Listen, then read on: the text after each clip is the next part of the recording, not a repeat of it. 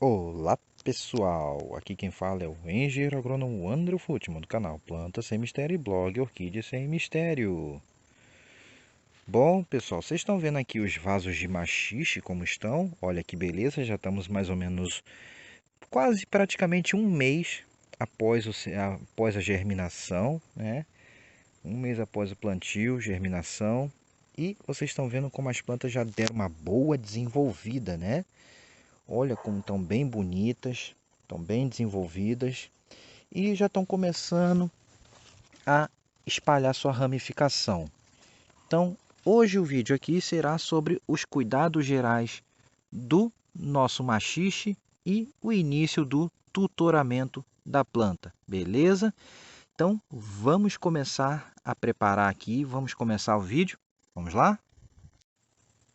Então, pessoal, quando chega normalmente esse período agora, que eu faço os vídeos dos cuidados gerais, os tratos da planta em si, é hora agora a gente vai ver vários cuidados importantes. E para começar, o primeiro deles vai ser a limpeza de mato. Vamos lá então.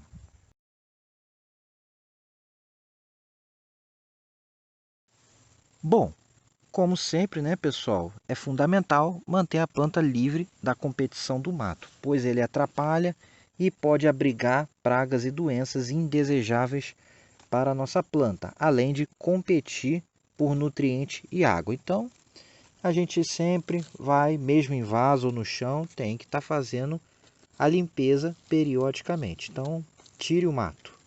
Aqui vocês estão vendo, né? Eu estou tirando pouquinho mato que tem. Não tem muita coisa, mas sempre tem, ó. Aqui é uma trapoeiraba.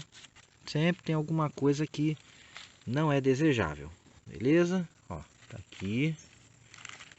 Só tomar cuidado para não arrancar a folha da planta. Então, é isso, pessoal. Vocês estão vendo aqui. Não tem muito mato, mas o pouco que tem, só para mostrar para vocês, eu vou arrancando. Então, pessoal, tarefa simples, mas fundamental para um sucesso no cultivo. Tirem todo o mato dos seus vasos, não deixe o vaso atolado de mato, beleza? Então, após a limpeza do mato, que eu vou concluir agora aqui e fazer a próxima parte, eu vou falar de cobertura morta. Então, vamos lá então? Pronto, estou de volta, pessoal. Já terminei a limpeza do mato e agora vamos falar rapidamente de cobertura morta. Bom, já expliquei outras vezes, mas sempre é bom repetir a explicação por causa da sua importância. A cobertura morta, pessoal, ela visa justamente criar uma camada de proteção que vai ajudar a inibir o crescimento do mato. Então, você vê, cresceu muito pouco mato. Por quê? Por causa justamente da cobertura de palhada. Se não tivesse essa cobertura morta, o mato teria crescido muito mais e ia dar muito mais trabalho para contê-lo. Além disso, isso aqui protege do excesso de calor, então evita o superaquecimento do solo e assim também o seu ressecamento excessivo, o que prejudicaria muito a planta. Então é uma outra coisa muito importante da cobertura morta, além de que também ela evita a compactação do solo, porque ela cria uma barreira que amortece a queda da gota de água aqui. Então, se rega de mangueira e aquele jato vem muito forte, a cobertura morta, ela automaticamente ela já dá aquela aliviada, ela quebra antes da água bater na terra propriamente dita, então evita que a terra fique socada, pessoal. Então, é muito importante também. E ainda serve de adubo, que conforme ela for apodrecendo, ela vai liberando matéria orgânica e nutriente, que vai ajudar na nutrição da sua planta, beleza? Então, aqui é palha de roçado, mas você pode usar palha de grama cortado, ou outros materiais também de palhada, de folhas secas, trituradas, para servir de cobertura morta para o seu vaso. Só a planta só vai ter a agradecer, beleza, pessoal? Aí, agora que eu já falei da parte de mata e cobertura morta, vamos então falar a parte de tutoramento. É o nosso próximo cuidado com o machixe será o tutoramento. Vamos lá então?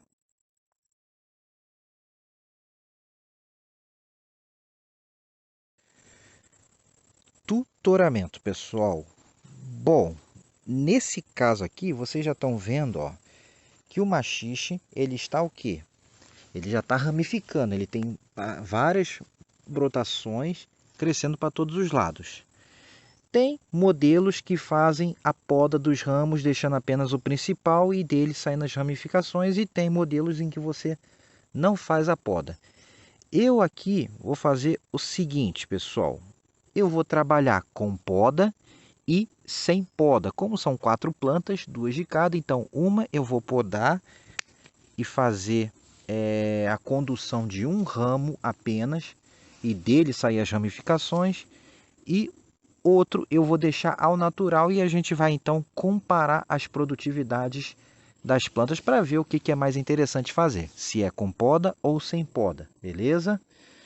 No sistema tradicional rasteiro, você não faz poda, não faz nada, simplesmente deixa a planta crescer de forma livre. Mas a gente sabe que a produtividade é menor, sabidamente é menor. Então, agora vocês estão vendo aqui, ó, para isso servem esses suportes aqui. Para quê? Para a planta ir se enrolando neles. Beleza? Então, o que eu vou fazer agora? Eu vou afastar os vasos um pouco e vou, com o fitilho que vocês estão vendo ali, eu vou fazer uma malha, uma rede, onde será sustentado as suas hastes, para eles irem se trançando. Além dos suportes, eles também vão ter comunicação entre um vaso e outro. Então eu vou dar uma afastada para poder aumentar a área de crescimento da planta. Então, vou fazer agora o sistema aqui e já volto para mostrar para vocês como vai ficar, beleza? Já volto, aguentem aí. Pronto, pessoal, terminei aqui o suporte, ó. Então eu fiz, vocês podem ver que é como se fosse uma rede aqui, ó. Eu abri os vasos, espacei e deixei aberto para poder circular e cuidar da planta dos dois lados, beleza? Então, ó, espacei os vasos e fiz uma rede, ó. Vocês podem ver, fiz com esse fitilho branco, pode ser com aquele cinza, não importa. Eles são bem resistentes.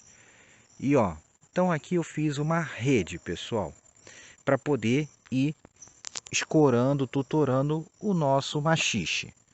Bom, então agora aqui é o seguinte, esse aqui é o maxixe liso e esse aqui é o maxixe liso. E esses últimos dois da ponta são os machixes espinhudos. Então, de cada variedade, um deles eu vou guiar podado, com controle na poda, e o outro eu vou deixar livre, só tutorando, gente. Então, vamos a ele aqui, ó. Nosso maxixe tutorado aqui, ó. Esse aqui eu vou deixar crescendo livre. Esse aqui eu vou deixar um crescimento livre. Simplesmente eu vou amarrar ele, beleza?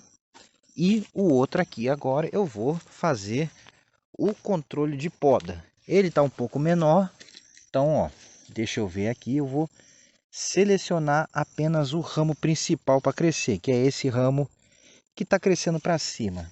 Então, as ramificações laterais dele eu vou simplesmente arrancar fora. Então, vamos lá, né? Ó, um ramo lateral vai embora. Esse aqui vai embora, ó, vai dançar. Esse outro que está aqui também vai dançar. Então, tá aqui. Pronto, deixei apenas o ramo principal crescendo, pessoal. Então, esse aqui, ó, ramo principal apenas crescendo. O outro, que também vou fazer o mesmo, vai ser do maxixe espinhento. E vai vir água já já aqui, então vou correr, ó. Esse aqui também, vou apenas deixar o ramo principal crescendo, pessoal. Esse aqui é o ramo principal e esses aqui são os laterais. Então, vou eliminar os laterais, ó. Eliminei. E vamos procurar mais ramos laterais, ó. Tem mais um aqui. Eu vou eliminar ele também, ó. Pronto, eliminei os ramos laterais, tem mais um ainda. E vamos lá. Aqui. Esse é o último lateral. Pronto, pessoal. Eliminei. Então, tirei toda a ramificação lateral desse aqui, ó. Vocês podem ver, tá aqui, ó, crescendo apenas em haste única. Então, esse aqui, ó, tem mais um lateral aqui, vou tirar. Vamos lá. Prontinho, pessoal, ó, tá aqui. Só a haste principal do nosso maxixe, para ela crescer e depois se espalhar só lá em cima, beleza? Então tá aqui. Próximo passo agora é o quê? Começar a prender a planta no tutor conforme ela vai subindo. Então, toda semana você vem nos seus machiches e vai amarrando ela, passando ela pelo tutoramento, pessoal. Vou começar prendendo aqui no suporte e depois eu vou, ó, amarrando ela na rede também, beleza? Então, esse é o cuidado, pessoal. Vou fazer isso agora aqui e mostro para vocês como é que fica o resultado dessa parte, beleza? Então, já volto. Prontinho, pessoal. Já fiz aqui, então, ó, já tá. As que foram podadas para só crescer a haste principal, tá aqui feito. E as que eu for deixar de crescimento livre, eu fiz o tutoramento na medida que deu para fazer, porque os ramos ainda estão muito curtos, então, ó, eu só comecei a guiar alguns, pessoal, beleza? Então vocês podem ver aqui, ó, tá aqui, já tem alguns guiados e agora, conforme eles forem crescendo, eu vou mostrando para vocês, pessoal. E aqui o outro também de crescimento apenas da haste principal. Bom, mais para frente vocês vão ter mais coisas para ver. Então agora que eu finalizei essa parte de tutoramento, vamos agora falar de adubação, pessoal. Agora o tutoramento, a planta vai crescendo e depois a gente vai ver isso mais para frente, com mais detalhe. Agora vamos falar de adubação de cobertura, vamos lá?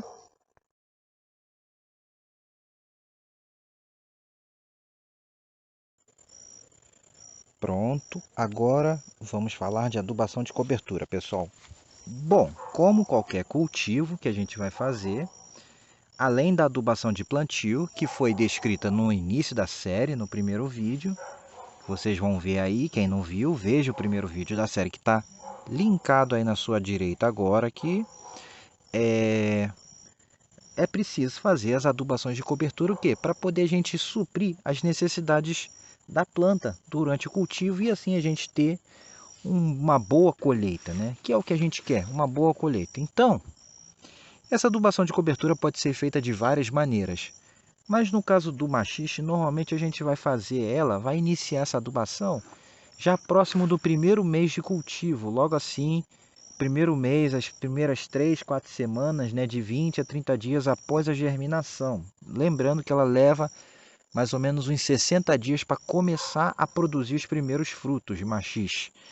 Então a gente vai começar a nutrição dela já próximo do primeiro mês de cultivo, que é o caso que vocês estão vendo aqui com as plantas já começando a desenvolver suas ramagens. Bom, o que a gente pode usar nessa adubação?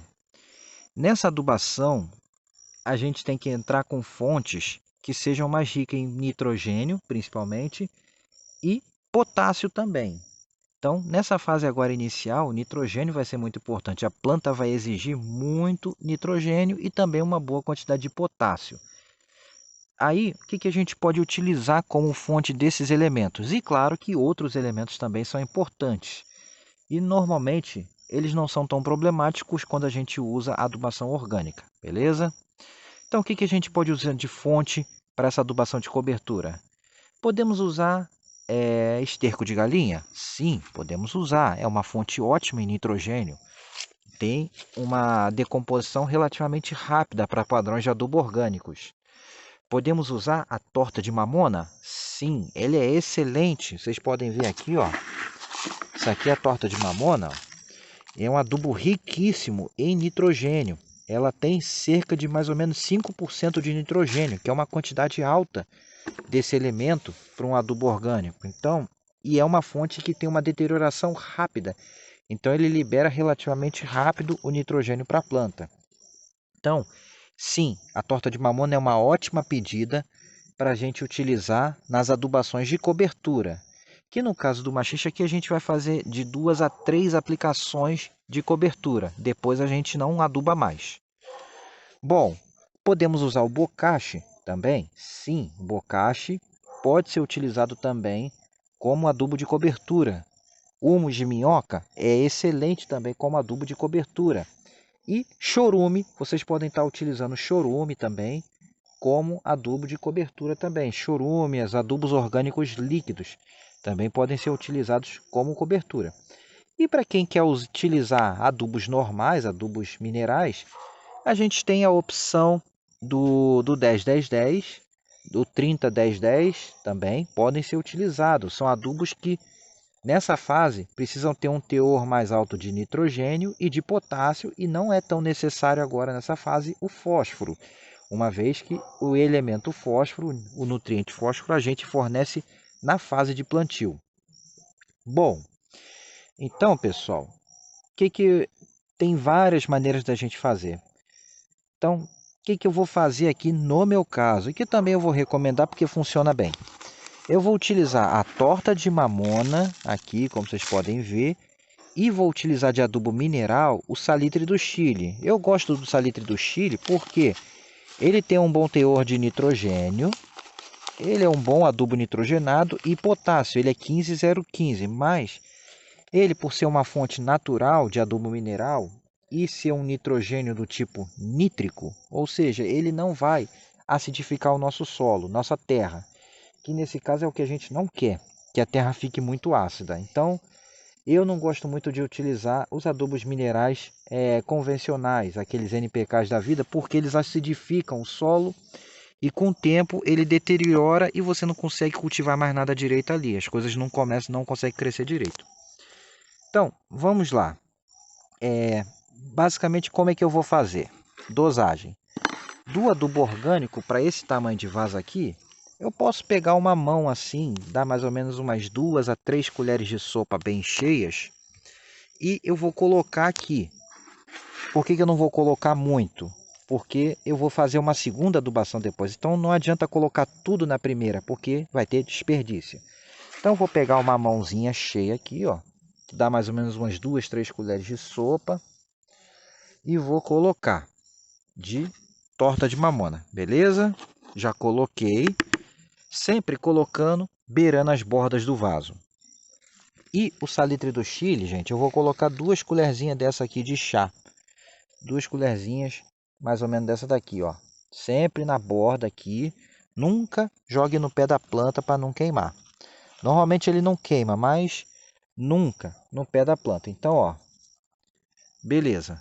Pronto, fiz a adubação desse vaso. Vou fazer dos demais aqui e já volto, pessoal. Beleza? Vou lá. Prontinho, pessoal. Então tá feita aqui a adubação de cobertura. Fiz em todos os 4 vasos aqui. Depois disso, gente, como sempre, a próxima tarefa é rega. Logo em seguida, daqui a pouco, mais tarde, eu vou estar fazendo a rega, ou vai chover, tá com um tempo com cara de chuva, para poder diluir esse adubo e ele espalhar pelo solo para poder as raízes absorverem ele, beleza? Bom, pessoal, então fiz aqui adubação com torta de mamona e salitre do Chile, que é um adubo que eu gosto bastante particularmente. Continuando, se você quiser fazer em adubos sólidos, como foi o caso que eu mencionei aí, de torta de mamona ou outra fonte orgânica ou um mineral, normalmente você vai fazer essa adubação em torno de 20 a 30 dias após a germinação da planta. Após o plantio, você vai fazer essa adubação de cobertura. E você vai repetir essa adubação lá pro dia, mais ou menos depois da primeira adubação, você vai repetir umas 3 semanas após, umas 2 a 3 semanas após essa adubação, quando a planta estiver lá com os seus 50 dias, começando o período de floração, prestes a começar a floração mais abundante, aí você faz a segunda adubação de cobertura. E se você quiser fazer uma terceira, também você pode. Aí você pode mudar o espaçamento da adubação, beleza? Eu aqui devo fazer entre 2 e 3, então fiz a primeira agora. Agora, se você vai usar daqueles adubos líquidos, seja orgânico ou seja mineral, aqueles que a gente dilui na água e aplica na planta. Esses vocês podem começar já a partir da segunda semana após a germinação, você já pode começar a utilizá-lo. E aí é você diluir na água, conforme a recomendação de cada produto, e utilizar. Lembrando, use sempre fórmulas para crescimento, né, que tenham maior teor de nitrogênio e potássio nessa fase de desenvolvimento da planta, não com alto teor de fósforo, uma vez que ele foi feito no plantio. Bom, beleza? E aí vocês podem fazer semanal ou quinzenal, caso você opte por usar adubação líquida. E, além desses que eu falei, desses elementos, gente, as curcubitáceas, como é o caso do maxixe e outras hortaliças, são plantas muito exigentes em cálcio e boro. É fundamental para um bom desenvolvimento dos brotos e fundamental para a floração, para o pegamento dos botões florais, pegamento dos frutos. Então, por ser uma planta muito exigente em cálcio e boro, é interessante vocês utilizarem complementação, se você puder, ainda mais em vaso, onde o espaço é limitado e a planta não tem como sair para buscar nutriente em outro lugar. Então, as deficiências em vaso são muito mais fáceis de aparecer do que no chão. Então, você pode utilizar um adubo líquido, por exemplo, de cálcio e boro. São adubos baratos, são adubos normalmente muito tranquilos, não são tóxicos, não costumam causar problema nenhum de poluição, nem nada. São usados em muito pouca quantidade e funcionam muito bem. A resposta normalmente é muito boa. Então vocês podem utilizar, por exemplo, de forma semanal ou quinzenal, intercalado, um adubo específico de cálcio e boro. E lembrando que adubos orgânicos possuem cálcio, boro e outros micronutrientes em sua composição também, o que ajuda muito a evitar a desnutrição das plantas desses elementos, beleza? Então aqui eu não vou fazer hoje essa adubação de cálcio e boro, mas eu devo fazer por esses dias agora a adubação de cálcio e boro também, para complementar e manter as plantas fortes. Aí agora que eu já falei de adubação, pessoal, já passamos o assunto adubação de cobertura, falta falar das pragas e doenças, das temidas. Vamos lá então?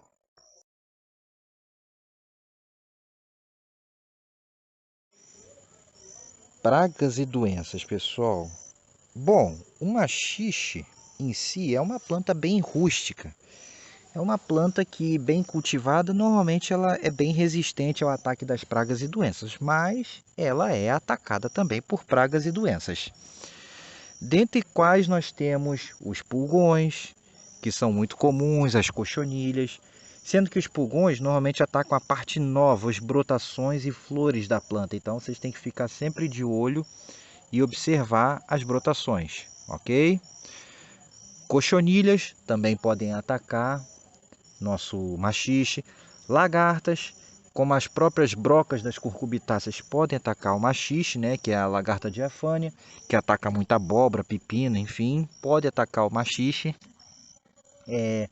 Percevejos podem atacar o maxixe, principalmente no final do ciclo, então a gente tem que ficar vigiando contra certos tipos de percevejos, também podem atacar o nosso maxixe.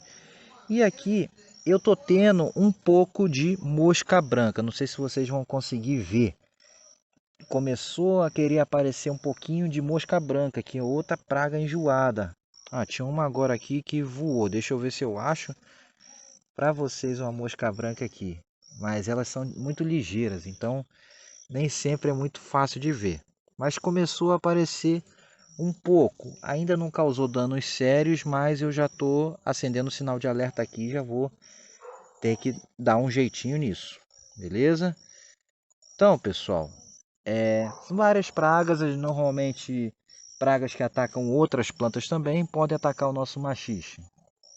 E aí, que a gente pode estar fazendo para prevenir o aparecimento dessas pragas e até controlar, sem ter que estar usando veneno pesado?